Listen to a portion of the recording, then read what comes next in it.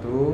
Shalom, Om Swastiastu, Namo Buddhaya, salam kebajikan, salam sejahtera bagi kita semua. Perkenalkan, nama saya Aklino Arni Muhammad Nevada, biasa dipanggil Nevada, dari program studi Magister Manajemen Pasca Sarjana Universitas Dirgantara Masarkal Surya Dharma. Pada kesempatan kali ini, tujuan pembuatan video ini adalah untuk memenuhi syarat ujian tengah semester mata kuliah Manajemen Sumber Daya Manusia, dosen pengampu, Dr.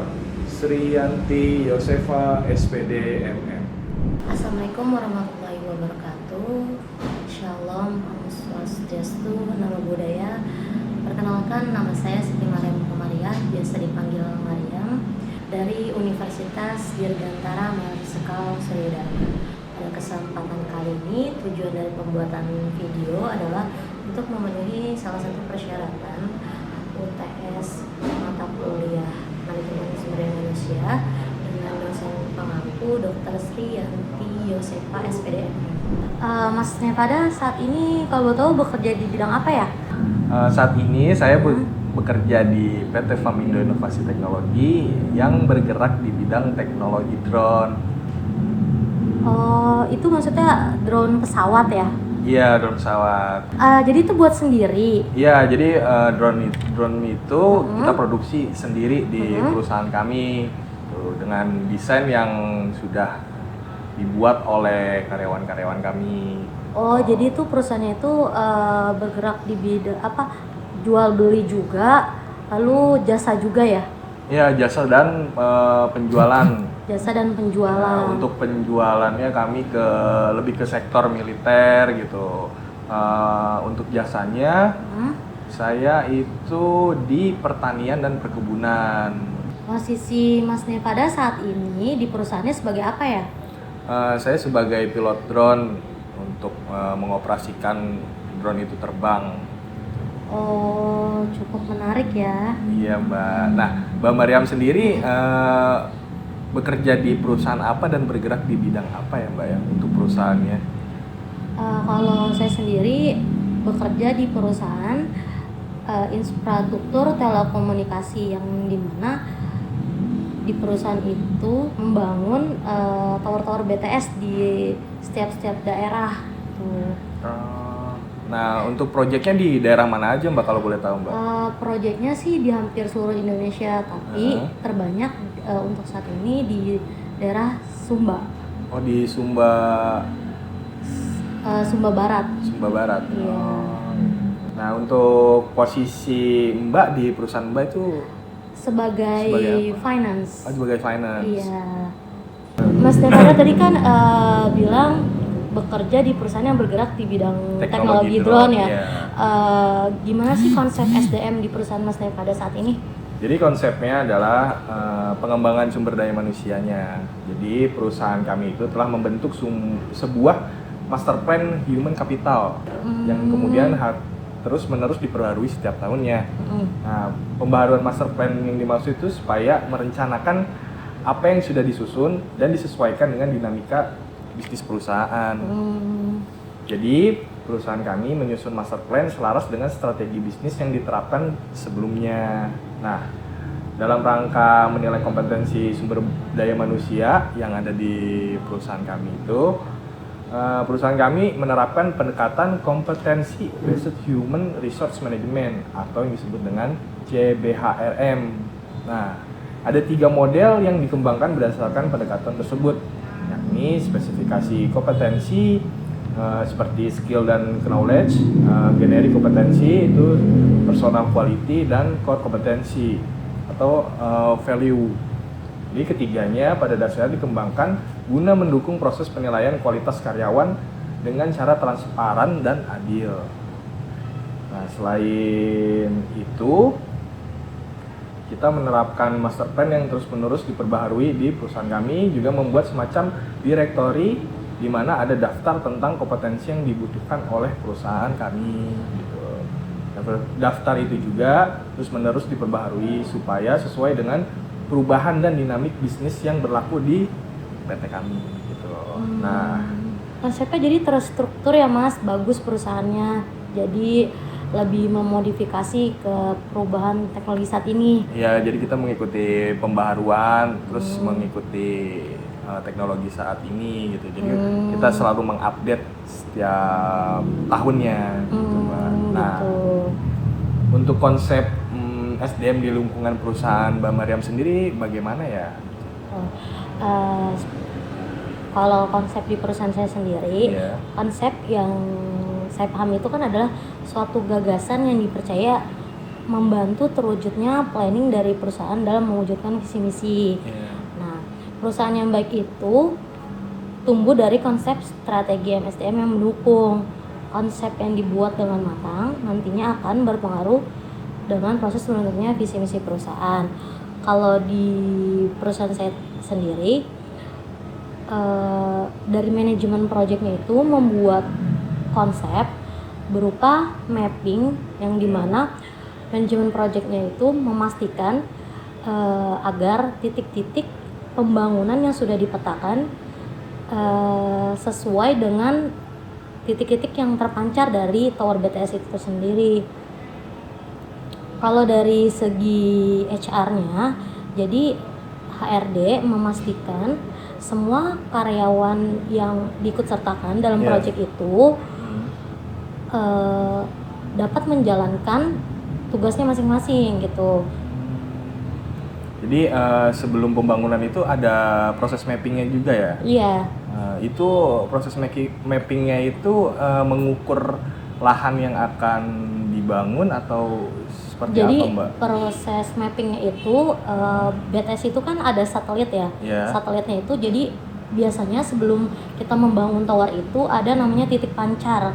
Titik pancarnya itu nanti dicari oleh tim project. Iya. Nah, setelah itu dipastikan kalau bangunan lahan tersebut boleh didirikan. Jadi sampai ke izin mendirikan bangunannya tuh sudah di-plan gitu loh. Dipastikan bahwa tanah yang terkena titik pancar itu Iya. boleh disewa atau dibeli oleh perusahaan gitu. Oh, jadi seperti itu proses mappingnya ya, Mbak ya? Mas Nevada mau tanya lebih dalam Iya, boleh. bagaimana sih perubahan sifat HRM di perusahaan Mas Nevada? Jadi perubahan sifat dan status HRM di perusahaan saya itu ada beberapa faktor ya. Iya. Yang pertama itu tentang teknologi. Jadi salah satu faktor penyebab perubahan itu teknologi. Seperti yang kita tahu, perkembangan teknologi itu sangat cepat sekali sehingga apabila perusahaan tidak menyesuaikan maka akan ketinggalan. Oh, gitu. Ya, yang kedua itu faktor penyebab perubahan selanjutnya yaitu tren. Hal ini berkaitan dengan faktor teknologi. Jadi dengan adanya perubahan teknologi maka akan terjadi perubahan tren juga. Yang ketiga, krisis. Jadi adanya krisis juga dapat mengantarkan kita pada perubahan. Contohnya selama pandemi kan, COVID-19 yang tadinya kita WFO jadi WFH gitu. Oke, yang keempat, perubahan kebiasaan gaya hidup. Nah, faktor krisis yang sebelumnya nanti akan mempengaruhi perubahan kebiasaan gaya hidup yang tadinya kita hidup serba online jadi offline gitu. Jadi itu ya? Ada lagi nggak kira-kira Mas? Nah, cuman itu aja sih Cuma kalau itu untuk aja. di perusahaan kami. Oh gitu. Ya. Nah, kalau perubahan sifat dan status HRM di perusahaan Mbak bagaimana ya? Kalau di perusahaan saya tidak jauh berbeda dengan perusahaan Mas Nevada. Ya. Yang pertama tuh dari segi teknologi ya, karena sekarang kan perkembangan zaman semakin maju ya, jadi teknologinya canggih. otomatis HRM di perusahaan harus mengikuti supaya nggak ketinggalan zaman ya kan. Nah, salah satu contohnya itu penerapan di HR kita. Dari cara merekrut. Mungkin kalau zaman dahulu tuh masih sistemnya kalau misalnya interview itu kan langsung datang ya kan. Iya, langsung datang ke kantor ya. Itu kan kita belum tahu nih gimana antusiasnya, bagaimana pengetahuannya tentang sesuatu yang ingin dia lamar gitu kan. Nah kalau sekarang itu kayaknya hampir sama dengan perusahaan Mas Nevada ya. Iya. Jadi di perusahaan saya sendiri itu mencoba memfilter, jadi untuk menghemat waktu juga. Jadi di perusahaan saya sendiri itu sekarang untuk merekrut karyawan itu lebih difilter. Jadi karena zaman saat ini masih zaman pandemi. Jadi sistemnya rekrutmennya online gitu. Nah, rekrutmennya online. Jadi HR announce di platform, yaitu platformnya tuh namanya LinkedIn. Jadi didistribusiin di sana, diumumin kalau kita tuh butuh calon karyawan yang spesifikasinya tuh ABC gitu kan. Nanti pasti ada CV-CV yang masuk kan. Nah, HR di perusahaan kami sendiri memfilter CV-CV tersebut. Calon karyawan atau kandidat mana nih yang sesuai dengan keinginan, sesuai dengan kriteria perusahaan gitu. Nanti lalu jika dirasa CV tersebut sesuai, perusahaan akan diinterview secara online. Gunanya adalah untuk melihat bagaimana sih antusias dan ilmu pengetahuan calon kandidat ini sesuai dengan spesifikasi atau tidak. Jika dirasa sesuai, barulah dia diundang secara offline, datang ke perusahaan, ke kantor gitu. Di sana di kantor selain di interview juga diberikan tes tertulis gitu. Gunanya untuk melihat kemampuan calon karyawan gitu. Kalau di divisi saya sendiri finance itu ada tes tertulis itu berupa perhitungan accounting, pajak gitu. Yang berkaitan dengan pekerjaannya begitu. Setelah cocok barulah lakukan probation. No. Jadi diadakan interview selanjutnya di tes berikutnya.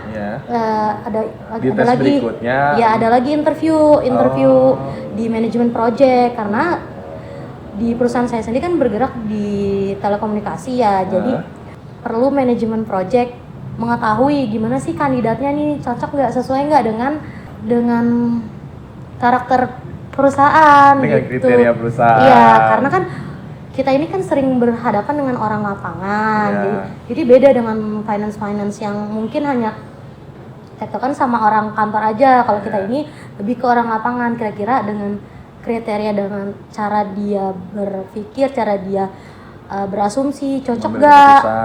Gitu. Kalau dirasa cocok, barulah diadakan probation gitu.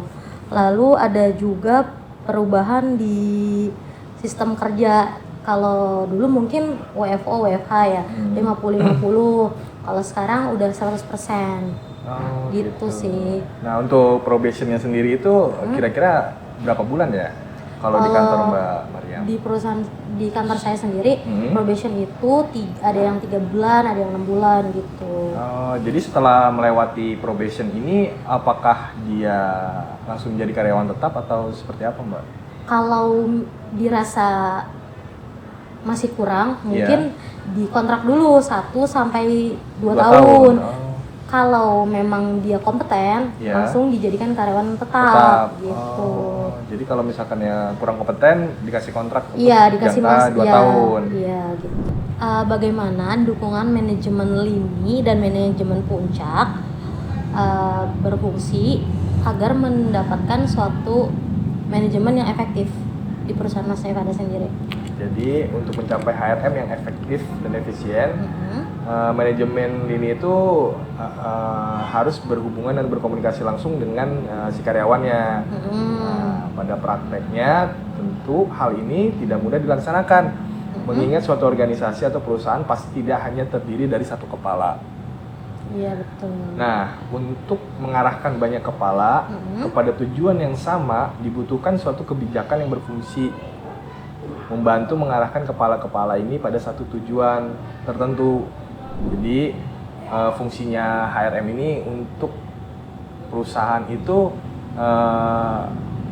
menyatukan perbedaan-perbedaan yang ada di perusahaan untuk satu tujuan yang sama. Oh gitu. Iya. Jadi tiring dari manajemen itu gimana caranya dikomen supaya sesuai dengan visi dan misi perusahaan gitu ya. Betul.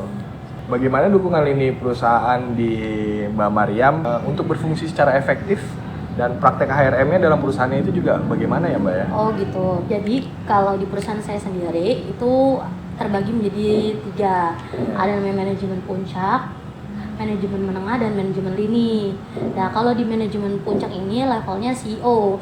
Jadi CEO ini bertugas untuk memberikan konsep dan kerangka berpikir yang dimana untuk menentukan tujuan dari perusahaan. Nah manajemen puncak sendiri ini juga harus memastikan semua organisasi atau manajemen di bawahnya mengikuti strategi-strategi yang dibuat oleh manajemen puncak. Jadi tujuannya untuk bagaimana manajemen menengah dan manajemen lini bersikap gitu. Oh, jadi seperti itu. Ya, kalau untuk manajemen puncak itu sendiri, tadi kan Mas bilang manager project. Betul. No, manager project itu dia bisa dikatakan ada di tingkat menengah. Pertama apa sih? Puncak ya. Di tingkat puncak dia itu levelnya hampir sama dengan dengan CEO. Jadi membantu CEO menentukan konsep strategi gimana nih ke depannya gitu loh. Nah, kalau untuk manajemen menengah sendiri di perusahaan saya itu ada manajer per divisi. Kalau saya ini ada manajer keuangan yang dimana tugasnya itu memastikan strategi dari manajemen puncak berjalan dan sesuai dengan yang diinginkan gitu. Jadi mengkoordinir bawahannya gitu. Nah, ada lagi namanya manajemen lini. Manajemen lini sendiri itu adalah di bawah dari manajemen menengah. Jadi di bawahnya manajer divisi ada namanya SPV atau leader keuangan. Tugasnya adalah mengkoordinir junior staff sebelum reporting ke manajemen menengah gitu. Ya Mbak ya. Jadi dapat dipastikan semua manajemen ini saling berkaitan. Makanya manajemen lini dan manajemen puncak itu harus saling berkoordinasi dengan baik agar planning atau visi misi dari perusahaan itu tercapai gitu. Oh, tujuannya sama ya. Iya. Mas Nevada, apa sih hubungan antara organisasi bisnis dengan lingkungannya? Jadi hubungan antara organisasi bisnis dan lingkungannya itu, organisasi itu sendiri tidak dapat mengabaikan bahwa mereka merupakan bagian dari lingkungan. Ya. Khususnya lingkungan masyarakat. Oleh karena itu kegiatan manajemen yang akan semestinya mempertimbangkan faktor-faktor lingkungan yang terkait dengan organisasi. Lingkungan apa saja yang terkait dengan organisasi? Secara garis besar lingkungan dapat dibagi menjadi 2, yaitu lingkungan internal atau lingkungan yang terkait dengan eksistensi sebuah organisasi, dan lingkungan eksternal atau lingkungan yang terkait dengan kegiatan operasional. Nah, lingkungan eksternal ini dapat terbagi menjadi 2 juga, yaitu lingkungan yang terkait langsung dengan kegiatan organisasi atau seringkali dinamakan sebagai lingkungan mikro dan lingkungan mikro dari organisasi, dan lingkungan yang tidak terkait secara langsung dengan kegiatan operasional organisasi atau lingkungan makro dari organisasi. Tuh. Jadi dibagi menjadi 2 ya Mas, mikro dan makro, langsung dan tidak langsung ya. Boleh dijelasin nggak gimana tuh implikasi secara langsung, bagaimana mikro lingkungan makro dan mikro ini berpengaruh terhadap pengambilan keputusan. Jadi misalkan secara makro, pemerintah kan melakukan kebijakan pembatasan impor ya. Jadi bagi saya sebagai importer itu tentu akan mempengaruhi bisnis di perusahaan saya. Jadi misalkan secara makro, pemerintahan melakukan kebijakan pembatasan impor. Jadi bagi importer hari ini tentu akan mempengaruhi bisnis di suatu perusahaan, itu secara makro. Dan secara mikronya itu harga bahan baku naik dan mempengaruhi biaya produksi di suatu perusahaan. Biaya produksi ini tentu akan mempengaruhi jumlah produksi dari sebuah perusahaan yang tadinya produksinya banyak jadi sedikit gitu. Nah, baik makroekonomi dan mikroekonomi sangat mempengaruhi bisnis di saat nilai mata uang terdepresiasi, sedangkan industri membutuhkan bahan baku dari luar negeri. Hal ini tentu akan sangat mempengaruhi bahan baku. Bahan baku untuk produksi tersebut sudah termasuk ke dalam ekonomi mikro. Karena bahan baku digunakan untuk menghitung biaya produksi yang masuk dalam kajian ekonomi mikro. Jadi seperti itu, Mbak. Oh, jadi kalau untuk mikronya sendiri lebih ke pemasok ya? Betul. Oke. Nah, dari lingkungan mikro dan makro yang tadi saya terangkan, Iya. itu kan perlu diidentifikasi ya. Iya. Cara mengidentifikasi komponen lingkungan mikro dan makro di perusahaan Mbak Mariam itu seperti apa ya? Oke, kalau di perusahaan tempat saya bekerja saat ini, Ya. lingkungan mikronya itu lebih ke ada 2 faktor, yaitu pesaing dan pemasok. Pesaing sendiri karena saya bergerak di bidang telekomunikasi, infrastruktur telekomunikasi, pasti kan banyak ide-ide dari para pesaing kita nih, subkontraktor lain.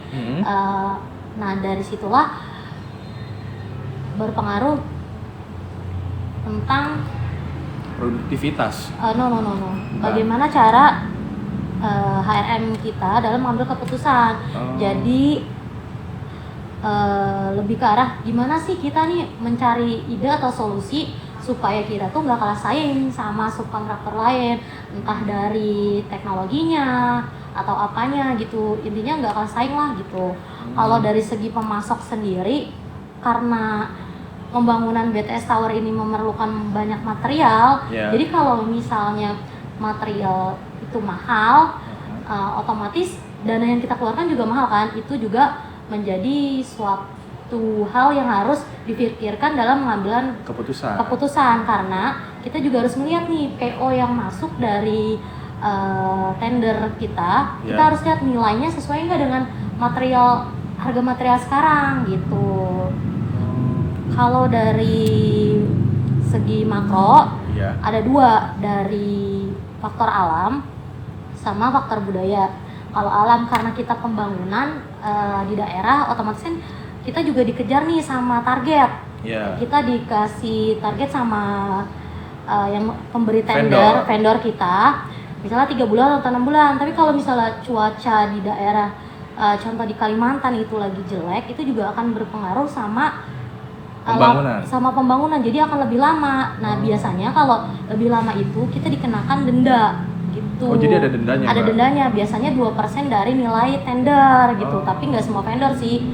Oke Mbak, jadi kan yang sudah saya jelaskan tadi tentang lingkungan mikro dan makro itu kan perlu diidentifikasi ya. Nah, cara mengidentifikasi komponen mikro dan makro ini di perusahaan Mbak Mariam itu seperti apa ya Mbak ya? Oke, kalau untuk lingkungan mikro sendiri di tempat saya itu ada 2 faktor yang mempengaruhi, yaitu pesaing dan pemasok.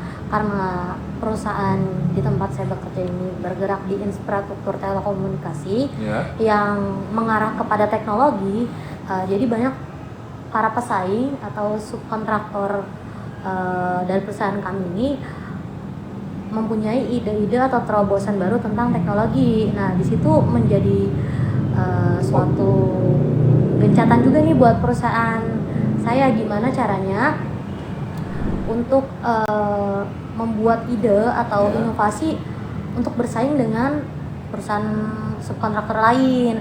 Kalau dari segi pemasok sendiri, karena perusahaan saya bekerja ini di bidang pembangunan tower, nah artinya kan membutuhkan beberapa material ya.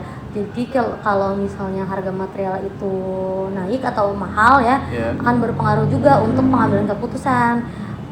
Jadi kita tuh melihat lagi kira-kira cocok gak harga yang ditawarkan oleh vendor ke kita sesuai nggak dengan harga material gitu loh. Jadi supaya bisa ngeliat nih untung atau enggak gitu loh. Kalau dari segi makronya sendiri juga ada 2, dari segi faktor alam dan faktor budaya. Iya. Jadi kalau dari faktor alam kan karena pembangunan ya, pembangunan ini biasanya kita kan ditargetin sama vendor harus jadi misalnya dalam waktu 3 bulan itu berapa tower gitu. Jadi kalau misalnya di daerah sendiri itu sering musim hujan juga akan berpengaruh ke project kan, otomatis akan lebih lama Ya, kan. menghambat ya. Iya, menghambat. Jadi kan dari tim TI-nya sendiri kan nggak bisa nih naik ke atas karena hujan kan, bisa kesambet dong. Nah, kalau misalnya lama gitu, otomatis akan ada denda nih. Biasanya akan ada denda ke perusahaan kita. Jadi kalau misalnya kita ditargetin harus selesai dalam 3 bulan, tapi karena faktor alam atau faktor cuaca itu nggak mendukung, artinya kan lewat dari 3 bulan. Nah, itu biasanya kita dikenakan denda, biasanya 2% dari nilai PO gitu.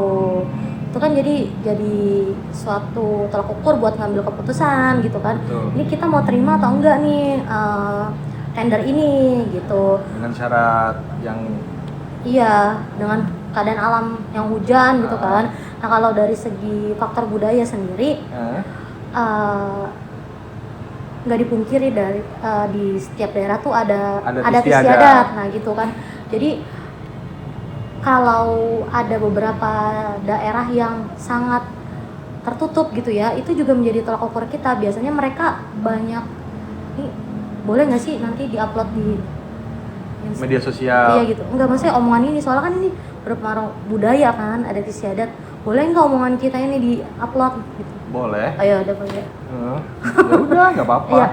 Kalau faktor budaya itu yaitu salah satunya tadi adat istiadat. Nah, biasanya kalau yang terlalu tertutup, biasanya mereka kurang open kalau kita ada pembangunan BTS, padahal kegunaan dari pembangunan tower ini adalah ingin mempermudah mereka dalam mengakses internet, teknologi dan saat ini kan gitu, biar mereka nggak ketinggalan zaman nih gitu kan.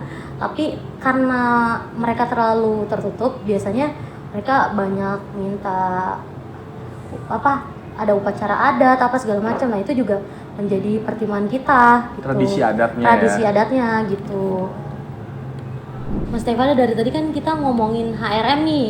Nah, kalau di perusahaan Mas Tevada itu, di perusahaan Mas Tevada sendiri ada nggak tuh EHR gitu, dan apa sih EHR menurut Mas Tevada gitu? Di perusahaan saya bekerja itu ada EHR. Jadi EHR itu merupakan aplikasi berbasis website yang digunakan untuk memudahkan pengelolaan data seluruh karyawan dan digunakan untuk mengelola sumber daya manusianya dalam sebuah organisasi dengan tujuan menciptakan keunggulan kompetitif serta mewujudkan tujuan organisasinya. Nah, SDM itu di perusahaan kami mendukung EHR karena penerapan teknologi ini memberikan kemudahan dalam memproses bisnis, peningkatan arus informasi dan kinerja organisasi, manajemen data yang terpusat, mengoptimalkan pengembangan dan produktivitas SDM serta meningkatkan kepuasan karyawan yang tentunya berdampak pada produktivitas karyawan. Oh, jadi ada ya? Ada. Oh, gitu. Nah, di perusahaan Mbak Mariam sendiri itu cara mengimplementasikannya seperti apa ya untuk EHR itu sendiri? Kalau di perusahaan saya sendiri, tadi kan arti dari EHR itu kan adalah aplikasi berbasis website ya, yang dimana mempermudah karyawan, seluruh proses yang ada di dalam perusahaan tersebut kan. Nah, kalau di perusahaan saya sendiri ada, jadi kita tuh punya website yang saling terhubung. Jadi dari HRD, finance dan sesuai divisi dah, pokoknya manajemen project. Kalau di HRD sendiri nanti tuh ada kalau misalnya kenaikan jabatan atau izin itu bisa dilihat dari situ. Cari lewat nick kayak keywordnya gitu, lewat nick. Nah, kalau di finance sendiri EHR-nya itu lebih ke aplikasi apa ya, implikasinya di divisi saya itu contohnya accurate, jadi gitu mempermudah kita buat nyari karena saya kan perusahaan infrastruktur ya, jadi banyak bayar invoice gitu loh. Iya. Nah, di aplikasi itu nanti mempermudah kita untuk narik data gitu loh, jadi nggak manual dari Excel, jadi kita bisa narik data kira-kira pembayaran ke termin berapa ya, udah pembayaran termin berapa ya ke perusahaan A, B, C gitu. Seperti itu, Mbak. Iya. Kalau untuk IT sendiri berdampak gak sih pada sifat struktur dan budaya organisasi di perusahaan Mas Nevada sehingga evaluasi berbentuk organisasi baru? Jadi berdampak sekali, Mbak, untuk Iya. sifat struktur dan budaya organisasi di perusahaan kami itu, sehingga membuat evolusi organisasi baru. Mungkin ada 4 ya dampaknya. Yang pertama itu yang tadinya manual menjadi otomatis. Nah, hal ini mengurangi biaya untuk tenaga kerjanya, biaya untuk kertas atau alat tulis. Jadi kan yang tadinya manual tuh secara nulis gitu, sekarang jadi ngetik pakai laptop itu otomatis ya. lah, office ya. Office. Nah, yang kedua itu waktu mengerjakan yang lebih cepat dengan adanya IT. Sebab dengan IT ini akan memperpendek rantai birokrasi yang tadinya selesai dalam 1 minggu. Dengan IT hanya membutuhkan waktu 1 hari. Apabila waktu tadi kita konversikan ke biaya, maka akan mendapatkan penghematan dari segi biayanya, Mbak. Jadi memutus mata rantai supaya lebih cepat gitu ya. Betul. Jadi yang ketiga itu pengambilan keputusan yang lebih cepat. Karena dengan IT, maka data yang dibutuhkan dapat diperoleh dengan cepat gitu. Yang tadinya lambat gitu, sekarang dengan adanya IT lebih cepat. Nah, hal ini tentu saja akan menjadikan perusahaan menjadi lebih kompetitif. Sebab dampaknya akan sangat besar bisa jadi karena pengambilan keputusan yang lambat, sebuah perusahaan akan kehilangan banyak order. Gitu. Jadi yang keempat, dengan penerapan teknologi IT kita akan dapat menghemat biaya promosi, Mbak Maria.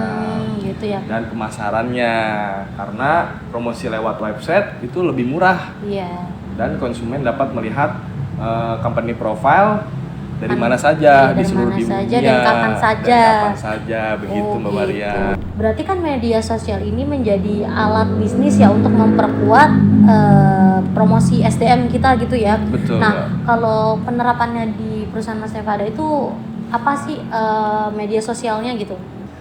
Jadi media sosial itu dipakai untuk online marketing, Mbak. Iya. Nah, kami itu memakai platform Instagram dan website. Jadi kita membuat di website itu membuat company profile dan produk-produk kami gitu. Serta brosur elektronik, Mbak.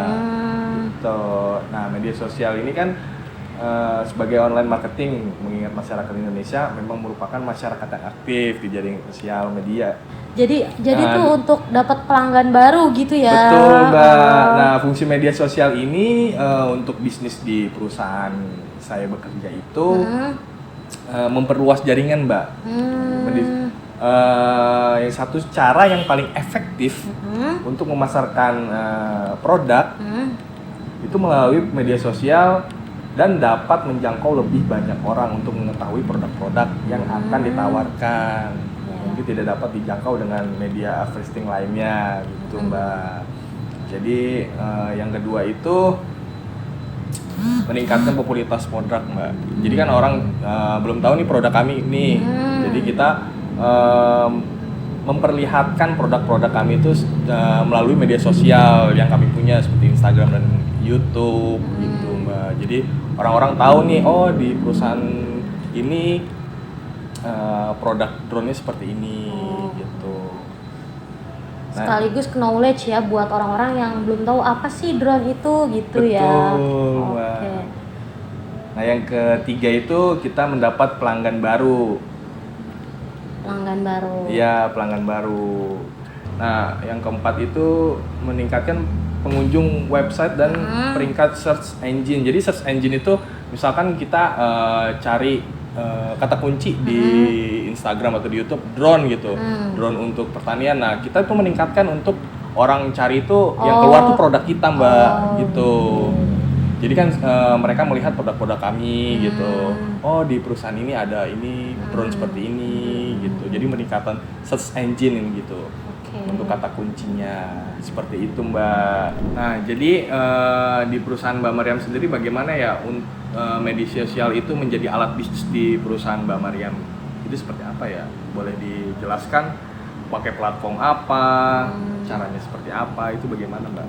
Kalau di perusahaan saya sendiri itu perkenalan tentang jasa yang kita tawarkan itu ya menggunakan salah satunya Instagram. Jadi Instagram ini dimanfaatkan untuk memberitahukan kepada masyarakat luas, oh ternyata ada ya pengetahuan tentang tower.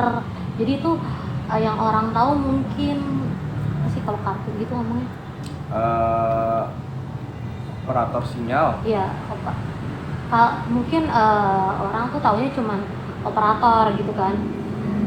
Maksudnya nggak tahu kalau di balik operator itu harus ada yang namanya pembangunan tower BTS gitu loh, satelit yang menghubungkannya gitu. Nah jadi itu sebagai wadah untuk knowledge buat masyarakat kalau bahwasannya operator itu membutuhkan namanya power gitu loh. Sama satu lagi itu di website. Jadi di website kita itu nerangin tentang selain menjelaskan tentang profil perusahaan di website tempat saya bekerja juga memperkenalkan bagaimana sih pembangunan tower dan regional mana atau daerah-daerah mana nih yang sudah pernah kita bangun gitu loh. Otomatis kan nanti kalau misalnya ada vendor yang ingin kerja sama kita gitu, bisa dilihat misalnya keyword di Google tentang tower BTS gitu kan, nanti yang muncul kan perusahaan kita. Nah nanti di sana juga ada nomor handphone yang bisa dihubungi, siapa tahu vendor tertarik gitu. Tapi kalau di perusahaan kami lebih untuk media sosial sendiri mungkin presentasinya 50% karena kita tuh ada sales sendiri, sales offline gitu yang sesuai dengan pakarnya. Jadi semacam ada channel. Jadi sales kita ini dibayar untuk mencari channel iya gitu. Jadi kebanyakan kita tuh dari sales itu gitu. Jadi channelnya itu kebanyakan dari salesnya yang terjun langsung ke lapangan gitu. Terjun langsung ke lapangan gitu. Gitu sih Mas Netan. Terima kasih Mbak Mariam untuk hari ini atas diskusinya. Sangat menarik ya untuk pembahasannya. Iya, jadi kita berdua sama-sama tahu nih. Saya jadi tahu tentang apa itu drone, Mas Nepada juga jadi tahu tentang konstruksi ya. Jadi sama-sama berterima kasih lah ya untuk ilmunya diskusi pada hari ini. Nah dari kami berdua saya rasa cukup. Jadi kami berdua mengucapkan terima kasih sebanyak-banyaknya. Assalamualaikum warahmatullahi wabarakatuh. Shalom, Om Swastiastu, Nama Budaya. Salam kebajikan, salam sejahtera bagi kita semua.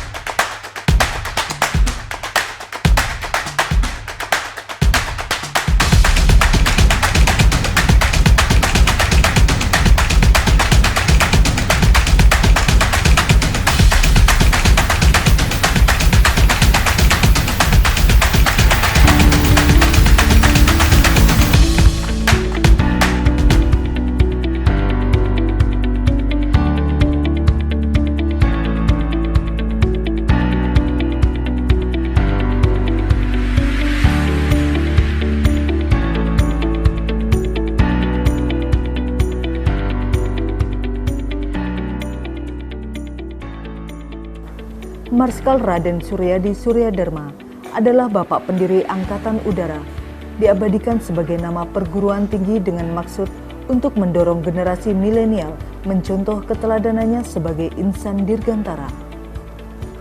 Unsurya awal berdiri tahun 1987 sebagai Institut Teknologi Suryadharma. Kemudian tahun 1989 dikembangkan menjadi Sekolah Tinggi Teknologi Dirgantara atau disingkat STTD. Sejalan dengan perkembangan dunia kedirgantaraan dan kebutuhan masyarakat, statusnya ditingkatkan menjadi universitas dengan nama Universitas Dirgantara Marskal Suryadharma pada tahun 1989 sampai sekarang.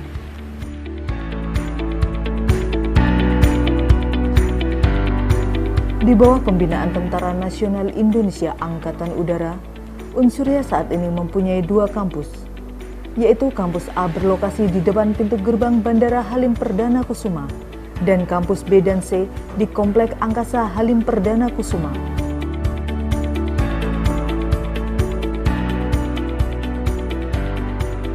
Unsurya, satu-satunya perguruan tinggi di Jakarta yang memiliki konsentrasi kedirgantaraan, melalui visinya menjadi Center of Excellence dalam pendidikan tinggi kedirgantaraan dan ilmu terkait di Indonesia. Dengan misinya, menyelenggarakan Tridharma perguruan tinggi berkualitas, membantu pemerintah dan masyarakat dalam mewujudkan pendidikan berkualitas, memberi kesempatan belajar kepada masyarakat untuk menguasai ilmu pengetahuan kedirgantaraan. Berbekal posisinya yang strategis dan keilmuan yang khas kedirgantaraan, tren masyarakat menimba ilmu di Unsurya dari tahun ke tahun semakin meningkat.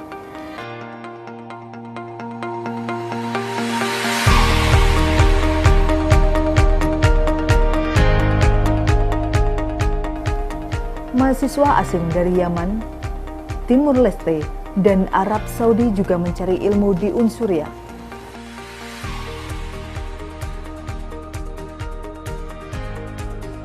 Unsurya mempunyai 1 program pasca sarjana dan 4 fakultas dengan 10 program studinya.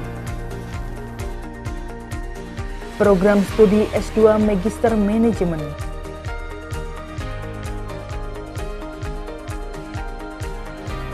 program studi S1 Teknik Penerbangan,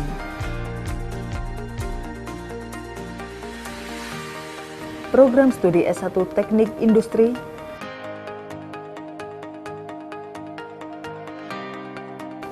program studi S1 Teknik Elektro,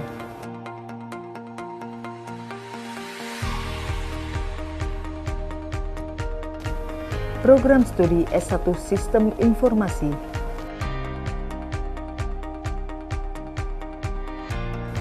program studi S1 Manajemen,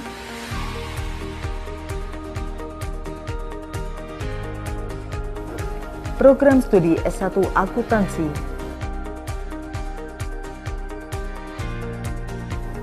program studi S1 Hukum,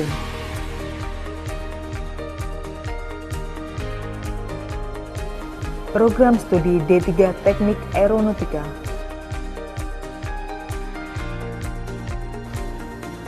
program studi D3 Manajemen Informatika, 2 program pendidikan dan pelatihan, Aircraft Maintenance Training Organization, AMTO,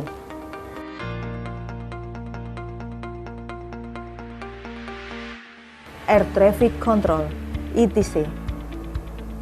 Didukung 1 pesawat Kasa, 2 Pilatus, dan 1 Falcon, mahasiswa program studi penerbangan dan aeronautika bisa mencapai tingkat keahlian yang dibutuhkan pasar ketenagakerjaan. Kampus hijau menunjang suasana akademik yang kondusif, sehingga mahasiswa bisa tenang dan konsentrasi dalam menimba ilmunya. Dengan fasilitas heavy yang mendukung mahasiswa bisa belajar dengan nyaman di luar kelas. Tak kalah pentingnya, perpustakaan yang dikembangkan menuju e-library semakin memudahkan literatur diperoleh. Laboratorium komputer modern juga difasilitasi untuk menunjang mahasiswa belajar. Laboratorium Lewin Tunnel yang dimiliki Unsurya turut menunjang praktek mahasiswa aeronautika. Laboratorium elektro juga mempermudah mahasiswa memperoleh keterampilan di bidangnya, dan tentu masih banyak fasilitas lainnya yang disiapkan Unsurya untuk menunjang proses pembelajaran. Dan ruang kelas yang representatif semakin menciptakan suasana belajar yang lebih baik. Suasana akademik yang kondusif bagi mahasiswa dalam berinteraksi satu sama lain didukung adanya ruang auditorium Hercules yang luas dan plaza yang nyaman. Penyaluran minat, bakat mahasiswa dapat dilakukan melalui badan eksekutif mahasiswa maupun unit interaktif mahasiswa seperti resimen mahasiswa, seni tari, dan pecinta alam, serta olahraga kedirgantaraan aeromodeling yang sudah sering meraih prestasi di tingkat nasional. Dengan semangat insan dirgantara atau airmanship, mahasiswa Unsurya siap membangun negara dan bangsa. Dan melalui kerjasama antar perguruan tinggi dalam dan luar negeri,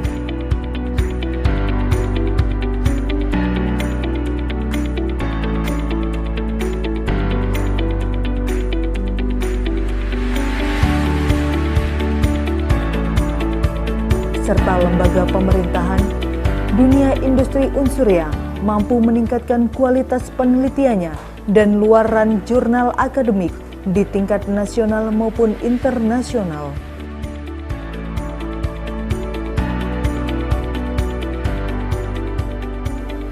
Unsurya semakin berkualitas, Unsurya semakin dipercaya, dan Unsurya siap mencetak insan dirgantara sesuai visinya.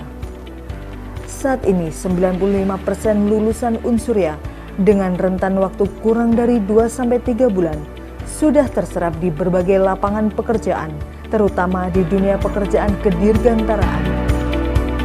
Bahkan tak kalah pentingnya, setiap tahun alumni Unsurya menjadi perwira karir di TNI maupun Kepolisian Republik Indonesia.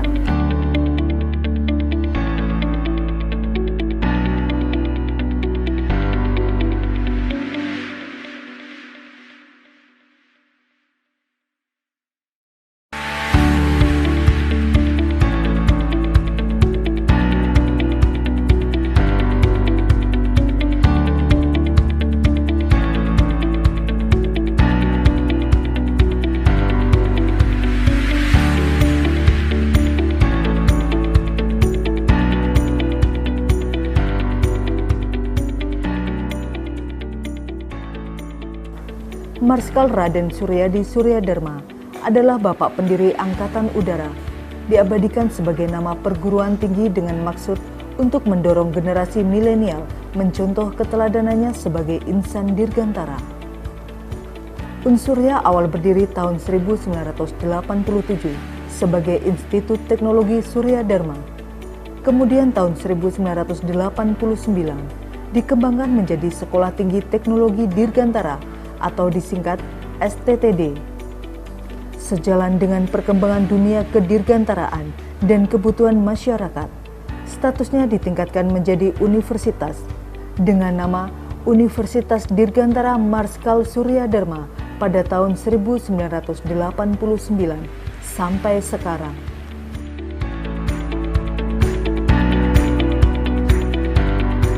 Di bawah pembinaan Tentara Nasional Indonesia Angkatan Udara, Unsurya saat ini mempunyai 2 kampus, yaitu Kampus A berlokasi di depan pintu gerbang Bandara Halim Perdana Kusuma dan Kampus B dan C di Komplek Angkasa Halim Perdana Kusuma.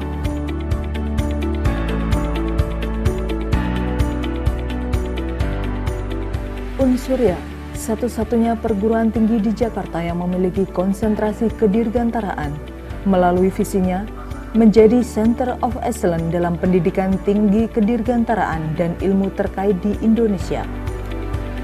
Dengan misinya, menyelenggarakan Tridharma perguruan tinggi berkualitas, membantu pemerintah dan masyarakat dalam mewujudkan pendidikan berkualitas, memberi kesempatan belajar kepada masyarakat untuk menguasai ilmu pengetahuan kedirgantaraan.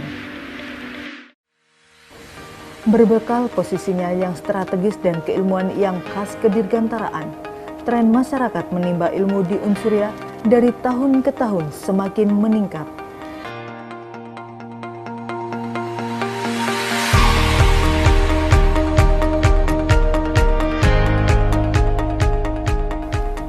Mahasiswa asing dari Yaman, Timur Leste, dan Arab Saudi juga mencari ilmu di Unsuria.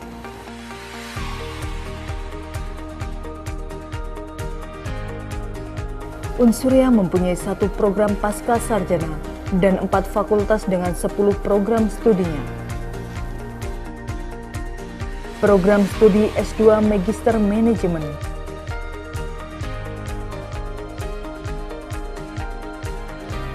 program studi S1 Teknik Penerbangan,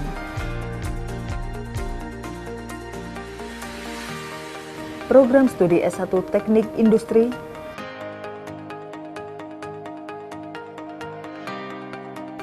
program studi S1 Teknik Elektro,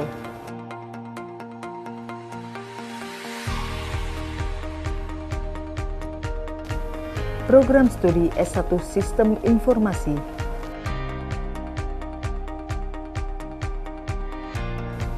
program studi S1 Manajemen,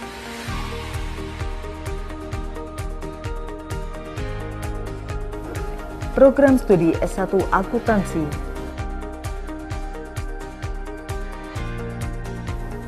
program studi S1 Hukum,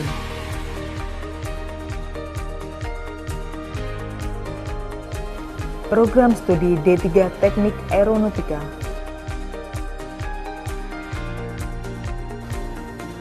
program studi D3 Manajemen Informatika, 2 program pendidikan dan pelatihan, Aircraft Maintenance Training Organization, AMTO,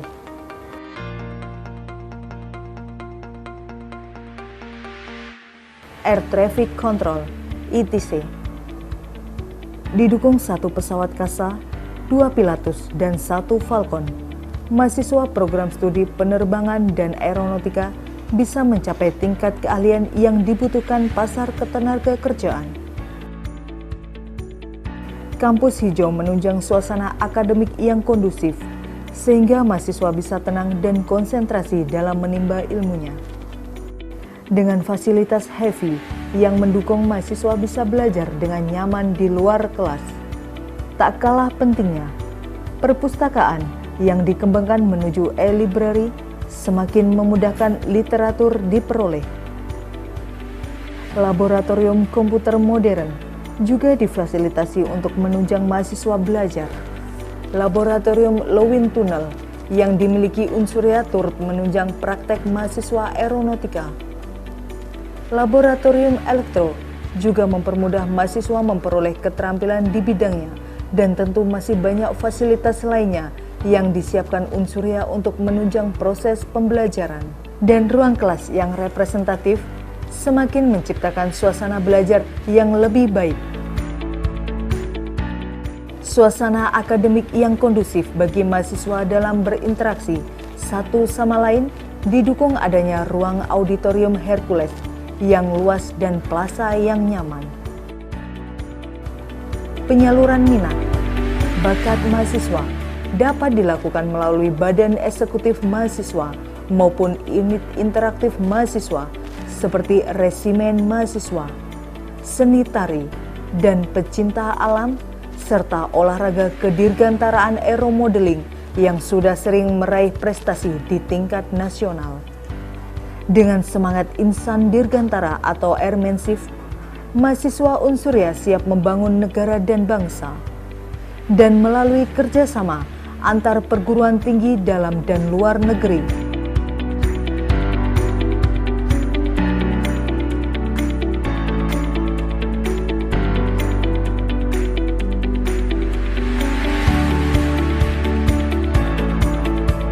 serta lembaga pemerintahan, dunia industri Unsuria mampu meningkatkan kualitas penelitiannya dan luaran jurnal akademik di tingkat nasional maupun internasional.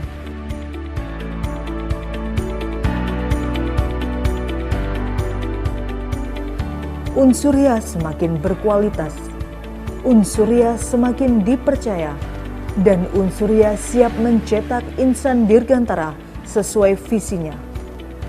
Saat ini 95% lulusan Unsurya dengan rentan waktu kurang dari 2-3 bulan sudah terserap di berbagai lapangan pekerjaan, terutama di dunia pekerjaan kedirgantaraan. Bahkan tak kalah pentingnya, setiap tahun alumni Unsurya menjadi perwira karir di TNI maupun Kepolisian Republik Indonesia.